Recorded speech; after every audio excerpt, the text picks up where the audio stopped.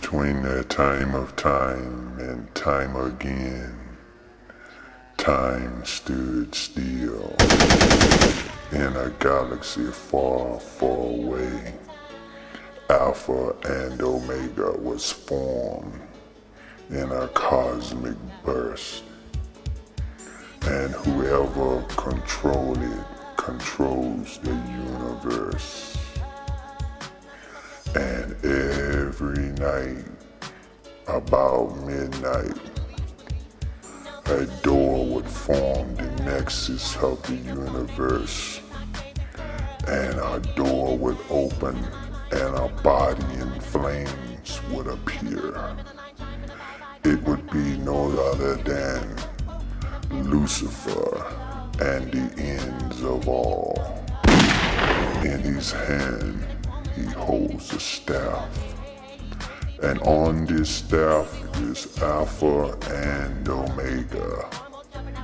Between Alpha and Omega is all there is and all there is to come. It is the beginning of the end. With this power at hand, Lucifer can see beyond the underworld of hell. If he had a heart, he had his eyes set on a backwater planet called Earth. In order to possess this planet, he must find a willing soul to do his dirty biddings. And in this close one, way bright terror upon the earth. Yes, Thomasina Savage, the wife of a ruthless record label called Big Booty. And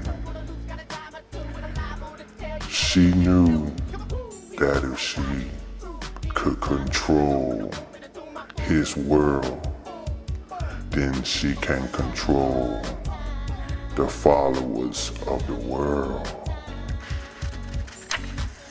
So she knew she must find 4 pure souls also in order for Lucifer, her father, to come through the Witchie hole to take his place upon this here earth. As we travel on, there will be followers of a sort through the music of rhythm and rhymes. Whoever come to one of their concerts will be under their control and their powers. In order to do their bidding, you must believe. And now, I am going to enter the story, Black Witchy Widow.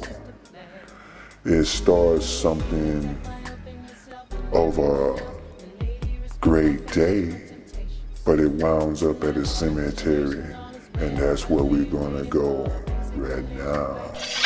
And my story is called Black Witchy Widow, and it goes something like this. The beginning is the end, because you know, most stories, you get the ending first. In order to understand, you must go back and do the beginning. So I give you the ending first, and this is how it goes. We are all gathered at the cemetery to pay our last respects to the late Jeezy G. Among the mourners is his wife, Thomasina Savage, along with a host of friends. Big A sits in the background and says to himself, I hate to see a brother die so young. Oh God, why so young? Little BB face is flowing with tears. As I approach him, he weeps as I whisper into his ear. It's going to be alright, little BB.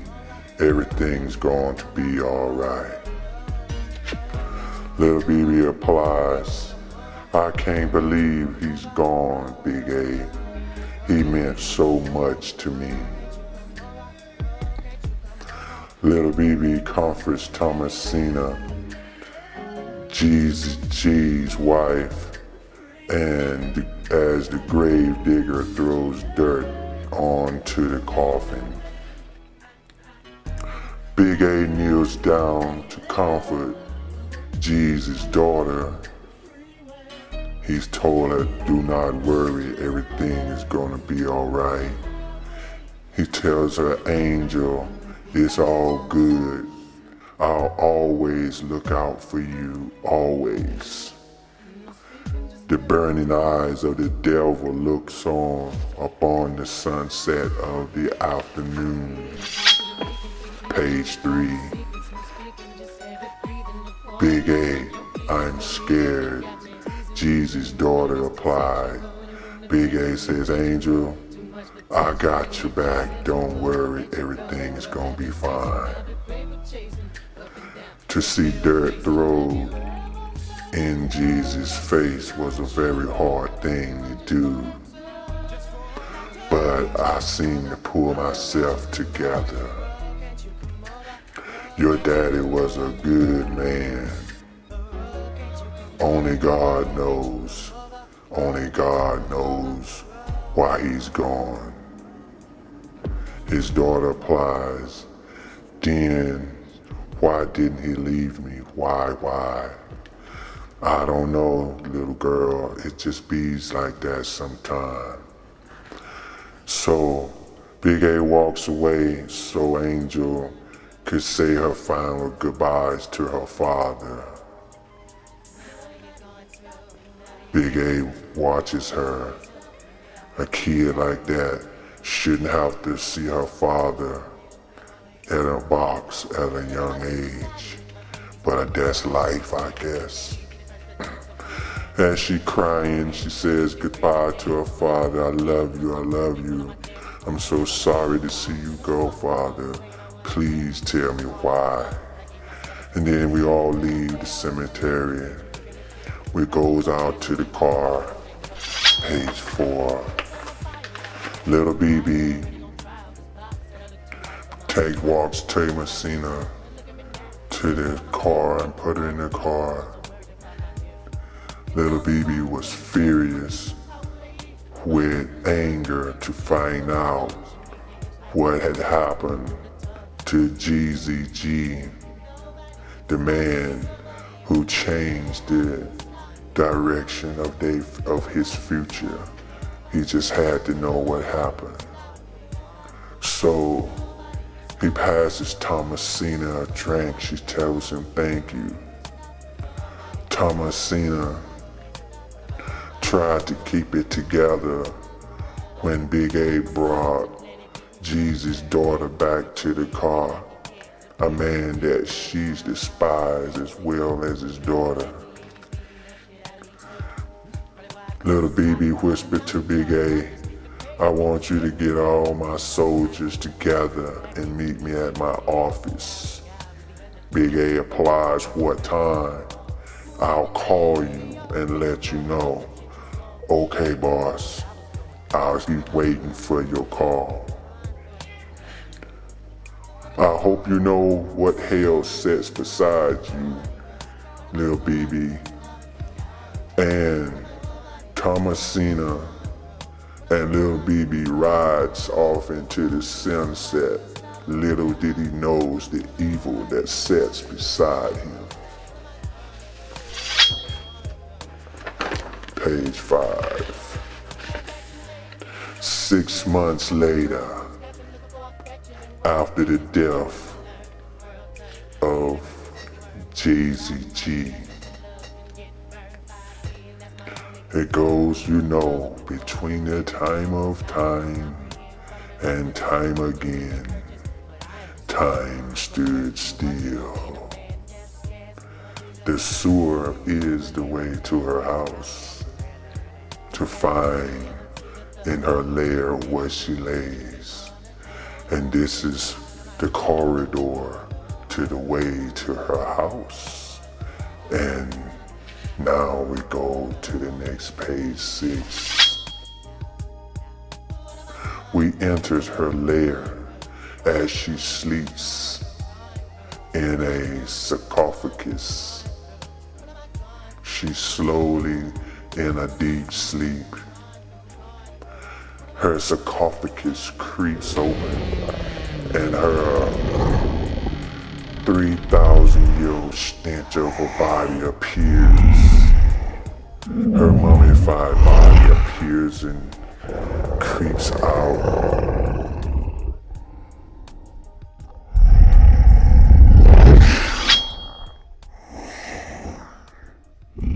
She starts to walk down the corridor. Her creeping, stinky body, rotting carcass walks towards her fountain of power. She enters the fountain of power. All of a sudden, 6 Western witches appear to give her her fleshy form. Now, the seance begins. All the magic from the underworld was summoned to the witches to perform this seance to give her her fleshy body and skin. Right before your naked screaming eyes, her fleshy body appears, and she immediately looks over her body to see how it all has been reflesherized. Oh, it's great. Now her monstrous body, naked ass, walks towards her dressing room to get dressed. She looks through her wardrobe, find a nice outfit for today to prepare herself. She must stay away from mirrors because her true reflection of a mummified body, you can see it in every mirror you pass. So she stays away from mirrors. She leaves for work. She enters her beautiful sports car and she leaves for today. Page 10. She jumps into her beautiful sports car, screaming across town towards work and wondering to herself, she says to herself, I just wonder what that bitch Lil BB going to be late today again. I hope he don't be late, but he always late. She pulls up to work and says what's up to the security guard outside. She gives him a little wink. He tries to give him a little feel, but inside she says to herself, you might just get your ass ate up. She comes into the office. Her boss, Grace, say, hi, what's up, boss? She walks in. And her bodyguard, Heckle, greets her. Good morning, boss. How are you? She greets him back. How's everybody doing this morning? Good, I hope. Inside her office, she greets all of her employees, security and bodyguards and whatnots. She get ready to go to her office. He wants to know if he can do anything for her. She keeps asking. She says, don't fuck with me. Page 11. Yes, get me some coffee. with a foul voice. Boss, that's what you want me to do? Didn't you hear me, asshole? Wow, she treats him so mean. Oh man, she stretches and looks out the window. Oh, what a beautiful day to eat somebody's ass up.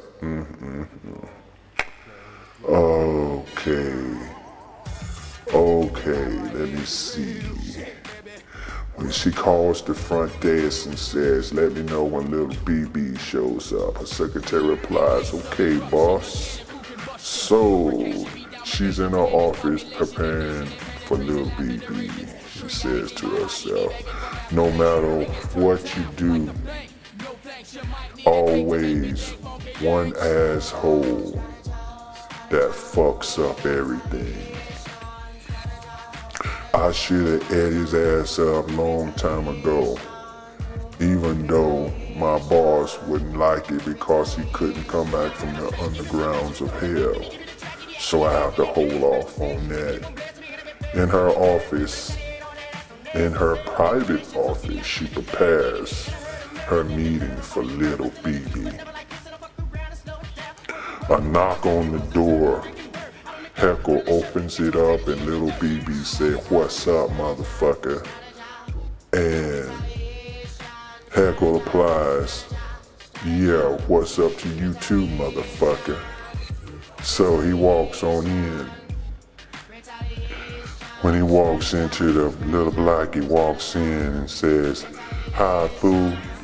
What's up? You're looking very beautiful today. She hollers back, hi, blackie. You looking very hot today. What's up? All good, I see. Page 12. The boss is waiting to see you, little BB. So she calls to the back and says, boss, little BB is here. She applies, send him in. But before little BB went into her office, he stopped to flirt with the secretary in order to just piss her off.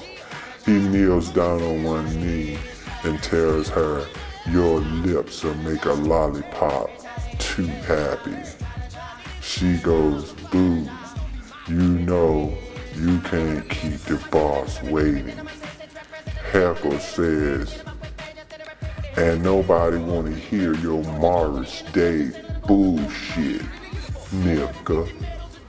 So get this stepping. Immediately Heckle shoved it into her office, and little BB visualized his nose as a penis. And little BB walks into her office and says, turn around, bitch. I have some words for you.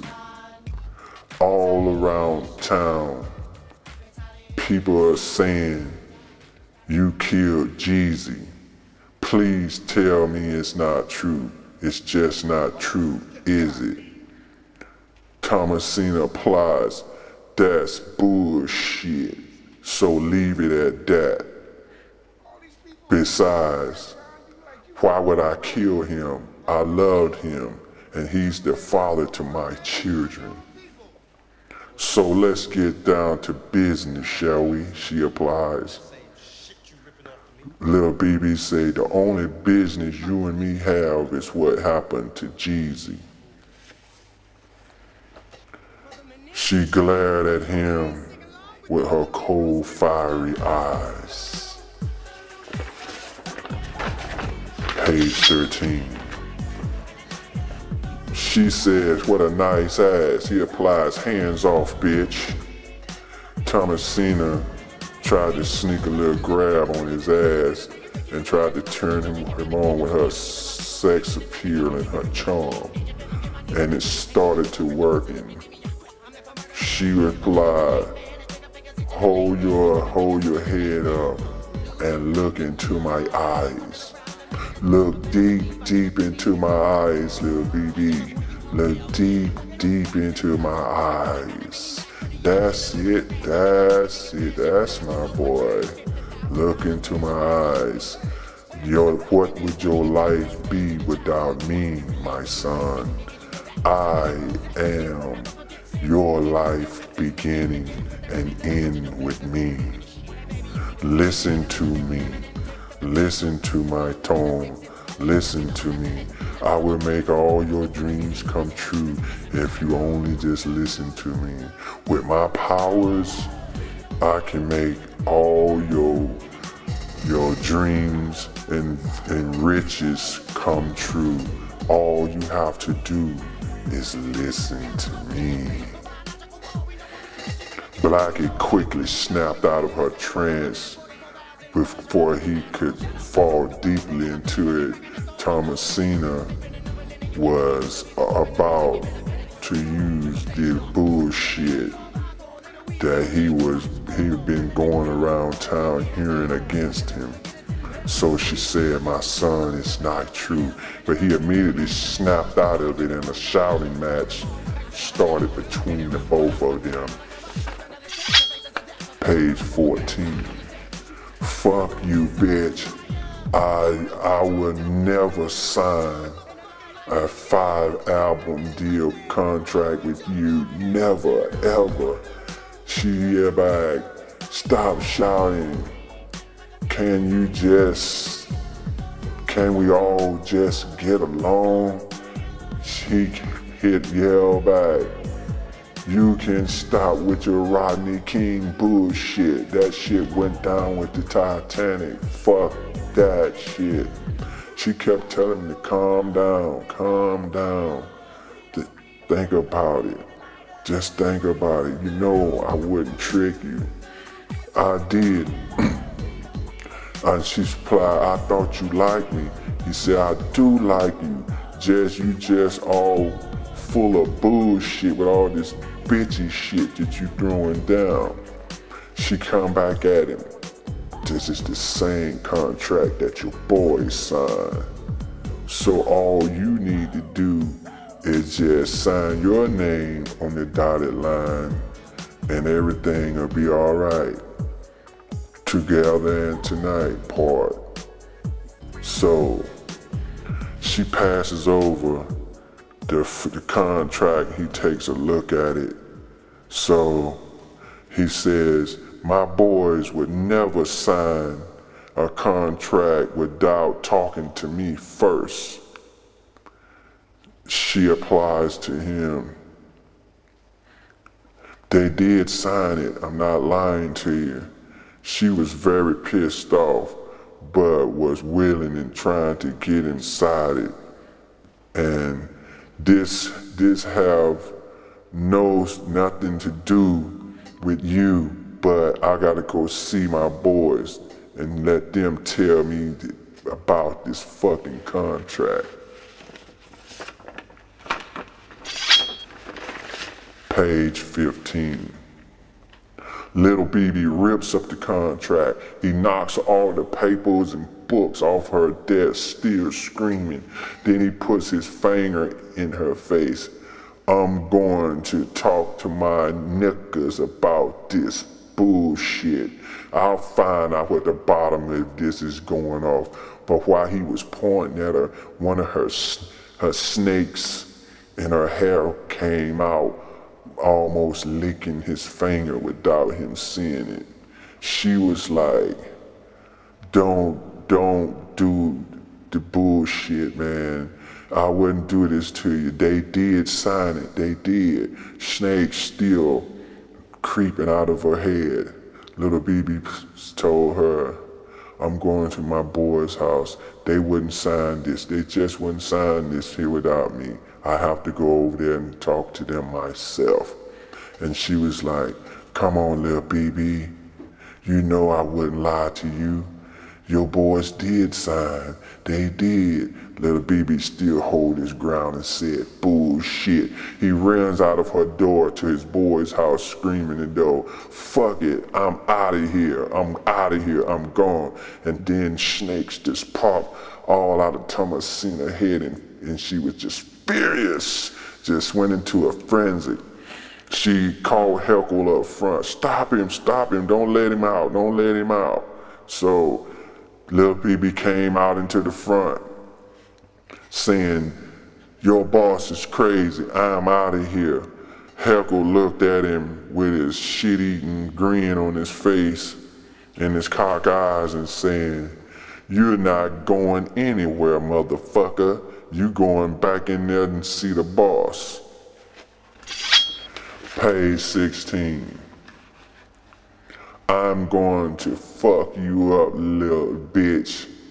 Just like the little bitch you are." Lil BB said, "Let me go, big nose motherfucker. Let me go." Lil BB immediately kneed him in the nuts. Quickly, he dropped him.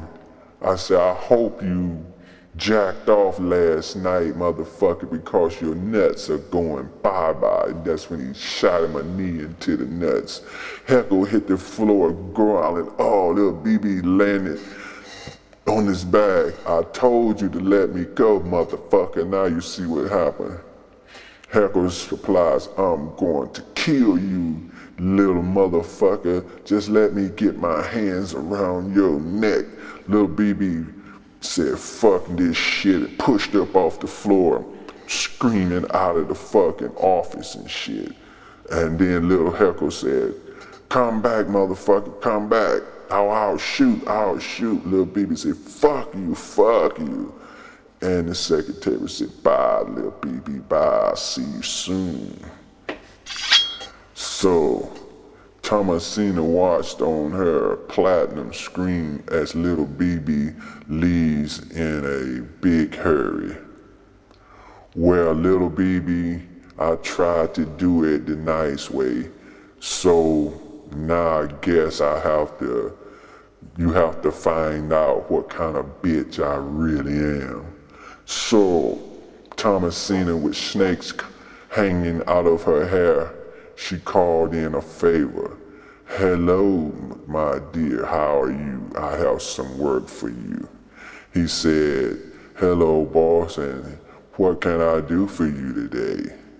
She said to him, "I need you to send one of my demons to see Little BB and show him who's boss, that I am not to be fucked with." He said, right, true that, all right, cool. And then she applied, "If you fuck this up, I will make a blue plate special out of you." He hit her back, okay boss, I won't fuck this up, I won't fail you, never. I will not fail you, I'll take care of this right away. And now we on our way to Little BB's homie's house, Rhythm and Rhyme, and their plot thickens and their story unfolds. That's it.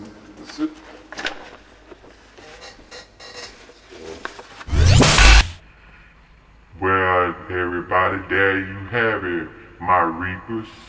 I told you it was a good story, so stay tuned for the upcoming scenes of Black Witchy Widow. Go to YouTube on Outhouse Wonderland and you'll see all about Black Witchy Widow and the ends of all.